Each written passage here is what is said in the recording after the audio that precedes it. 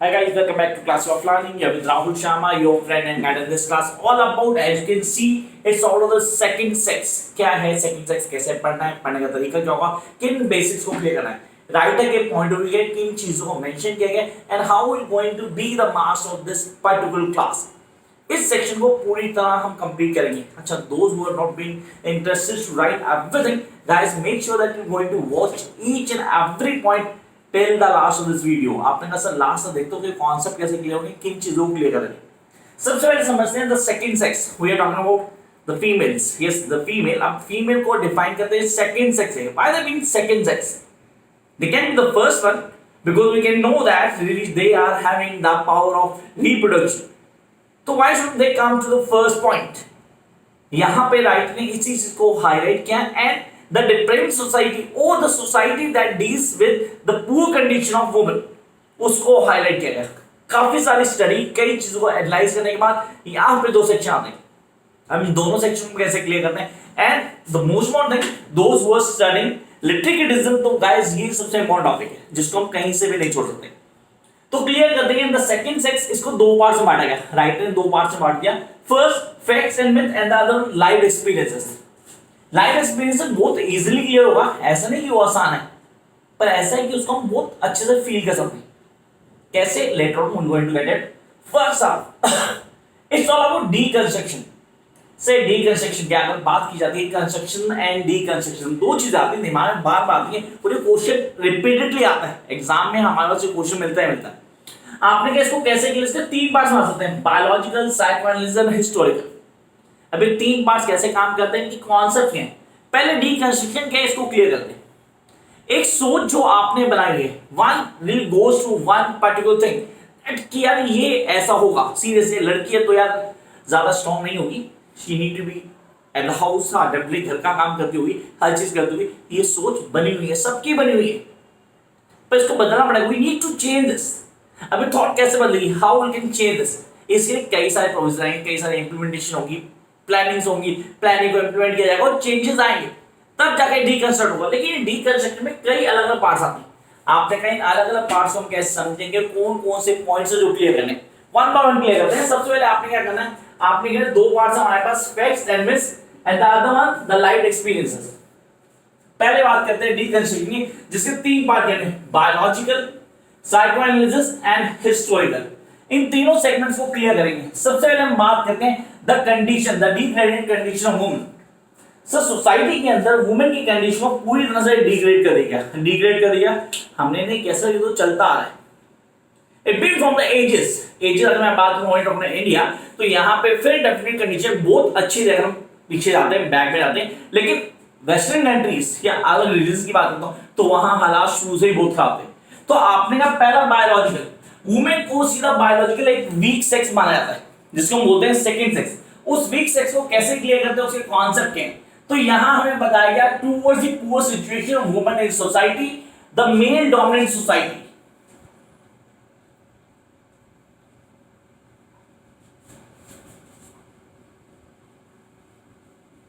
इस male dominant society में poor condition of women,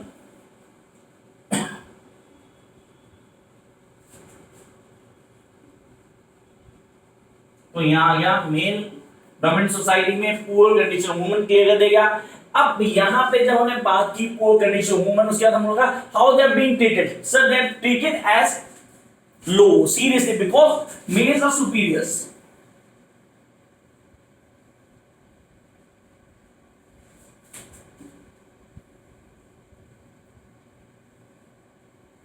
because males are always on upper hand. हमेशा males को ऊपर रखा गया, उनको माना गया कि वो बहुत स्ट्रॉन्ग है. तो वुमेन को यहाँ पे एक ऑब्जेक्ट, सिर्फ और सिर्फ एक ऑब्जेक्ट तरह क्लियर किया. ये ऑब्जेक्ट कौन सा? सेक्सुअल ऑब्जेक्ट, जो सिर्फ और सिर्फ क्या करेगी, सेक्सुअल प्लेजर देगी मैन को और रिप्रोडक्शन में काम करेगी.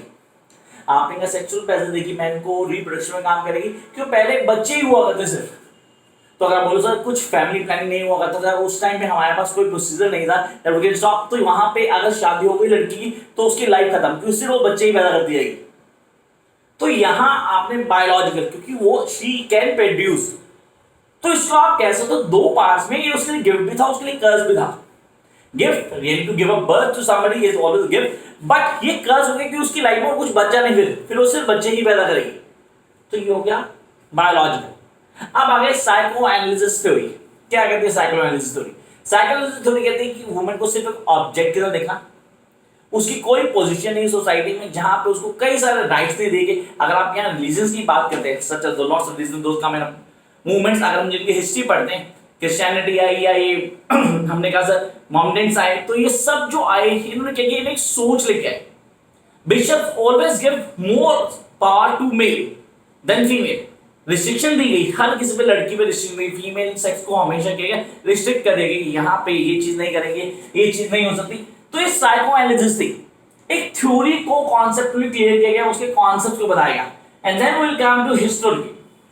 अब हिस्टोरिकल को क्लियर करेंगे सर, हम बात करते हैं ग्रीक्स की बात करें, रोमन्स की बात करें, कितनी पावर थी वुमन को उन्होंने? सर गॉडेसेस थी, उनकी गॉडेसेस सीरीज थी, वो सिर्फ दिखावे के लिए थी। जैसे होता है हम एक ट्रीटमेंट देते हैं, वो गिव अ समबडी की, यार उसको एक टोकन देते हैं जिसको खुश हो जाएगा, खुश करने के लिए खाली। इक्वालिटी कहीं नहीं थी वुमेन की, तो women don't have the equality, they can not rule out their own, हर चीज को क्लियरली नहीं कर सकते। फिर आपने कहा किस फेज में नहीं जाया? हिस्टोरिकल अगर चेंज देखेंगे तो हम बात करेंगे सर इंडस्ट्रियल रेवोल्यूशन के टाइम पे वुमेन को पावर मिली, क्यों? क्योंकि वो घर से बाहर निकली, उसने काम करना शुरू किया, सर जॉब उसकी बढ़ गई, घर से बाहर हो जाती थी, घर के बाहर की काम करती थी, वापस आती थी, फिर घर के काम करती थी, उसको अलग से जगह नहीं दी गई। मींस आजादी मिली, लेकिन आजादी से वर्कलोड और ज्यादा बढ़ गया। तो आपने कहा this is something we need to clear in deconstruction. तो साइको एनालिसिस की बात करूं या थ्योरी ऑफ लिटरेरी क्रिटिसिज्म में डीकंस्ट्रक्शन क्या है, तो 3 फेजेस आप शायद फर्स्ट पार्ट में बहुत अच्छे क्लियर पाए होंगे, फैक्ट्स एंड मिथ्स। तो ये था फर्स्ट पार्ट जिसमें फैक्ट्स और मिथ में डिफाइन किया गया एक एक पॉइंट को। इसकी डिटेल नोट्स में इस पूरे आंसर को बहुत तसल्ली से बताया मैंने, वो आप गो थ्रू कर सकते हैं। You are having the assignment safe notes भी है आपके पास, तो उसको प्लीज गो थ्रू करेंगे। जंप करते हैं नेक्स्ट पॉइंट पे। आपने कहा sir this is all about life experiences. ये लाइफ एक्सपीरियंसेस के 3 चीजें यहाँ पे हैं, बहुत बड़ा रोल करती हैं। Primitive society and how they been mistreated. Society movement और उनको कैसे ट्रीट किया गया। अच्छा, अगर एक छोटी सी बात आपसे डिस्कस की जाए तो एक लड़का और लड़की दोनों पैदा होते हैं, तो उनको कैसे ट्रीट किया जाता है? हम आज की सोसाइटी की बात करते हैं, यहाँ भी at the age of 3 or 4 will start taking differences. लड़की है तो ये नहीं करना, लड़का है तो ये करवाओ, लड़की है तो ये नहीं पहनाना, ये नहीं खिलाना। Reason so the mindset, sorry to say that is the mindset जो चलता है।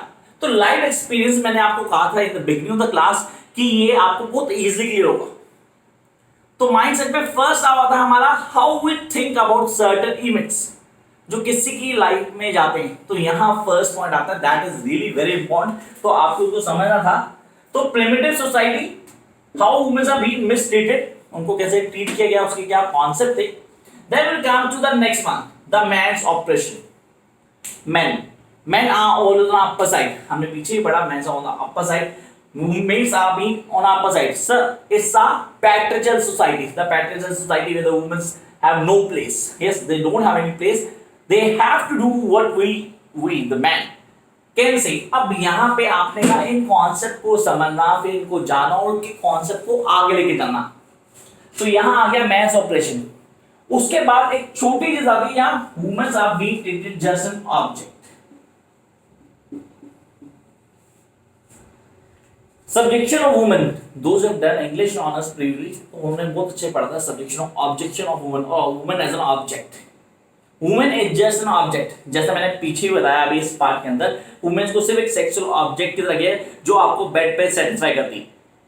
तो यहाँ women को ट्रीट किया गया लाइफ एक्सपीरियंसेस, मैरिजेस। अब यहाँ पे लड़की को when she was ready to get married, her periods begins, लेकिन उसको क्लियर किया, बहुत अच्छे डिफाइन किया गया। तो ये उसके लिए ब्लेसिंग थी? नहीं है सर, ये तो उसके लिए कर्स था, because now she is going to change everything. One family जहां उसने बर्थ लिया वो उसको छोड़ देगी, दूसरी फैमिली उसको अभी एक्सेप्ट ही नहीं करेगी, एक्सेप्ट करेगी सीरियसली लेकिन कुछ अलग नॉर्म्स के साथ। ये सारी चीजें लाइफ तक के खुद के experience, almost 30 to 40 years experience के बाद उसने लिखी और हर चीज को क्वेश्चन किया। तो while you're reading this, the second sex You do have lots of things in the mind. You can read the mind of the writer. How she had done each and every. तो seven ने यहाँ पे बहुत अच्छे से clear किया concept को. तो उसने कहा ये उसके लिए क्या हो गया सर, मैरिज. सीरियसली मैरिज हुई. मैरिज होने के बाद क्या हुआ, एक अलग फेज आ गया. वो अलग फेज क्या था, yes it's a time to give pleasure to the husband. Yes it's better, both of them ठीक था, लेकिन एक लिमिट तक. उसके बाद वो सिर्फ एक सेक्सुअल ऑब्जेक्ट बन के रहती. उसके हर पॉइंट को क्लियर किया. आपने कहा यहाँ पे हमारे पास क्या रोल ऑफ मैन और मैन्स ऑपरेशन. तो मैन्स ऑपरेशन को क्लियर करते हैं यहाँ पे bringing the gap of the boy and girl. First point पढ़ा हमने, वो कंडीशन पढ़ा. सेक्सुअल डिपार्टमेंट, अगर मैं बोलूं सेक्सुअल रिलेशन को सबसे ज्यादा हाईलाइट किया है. Then will come to next point and that is really important about the removal from the society from one to the another. आपने इसको कैसे क्लियर करते हैं, जैसे कोई एग्जांपल था पीछे जो बताया था मैरिज के एग्जांपल. मैरिज के बाद क्या होगा, definitely you are going to bear the kids. अब किड्स आपके लिए गिफ्ट्स हैं या कर्स हैं, सिचुएशन डेफिनेटली आपके हाथ में. And then will come to the next point, the role of religion. धर्मों ने भी रोल प्ले किया. आपने रिलीजन सर, हर रिलीजन आपने आपके नाम में क्या था और हर रिलीजन ने क्या किया, चीजों में डिफाइन कर दिया. When a woman was being going with the periods, तो क्या होता है उसको कई चीजें मना कर दिया था. She can go to temple and all that things. So this already mention religion. तो यहाँ पे क्या किया, दोबारा से डिग्रेड कर देंगे. किसको डिग्रेड किया, वुमेन को डिग्रेड कर दिया. तो हिस्टोरिकली और रिलीजियसली दोनों में उसको डिग्रेड किया गया. And at the end of that second part, life experience, here the writer wants a time when everything comes on an equal basis, where men and women both get equal position in the society. तो ये था एक छोटा सा effort जिसमें हमने कोशिश की उस कॉन्सेप्ट को समझने की. That is known as to the second sex. I hope आप लोगों को अच्छे से क्लियर होगा. दोस्त who have not subscribe the channel till now, guys do subscribe. You can follow me on Insta by the name of Class It Out. Till then, keep watching. Bye guys.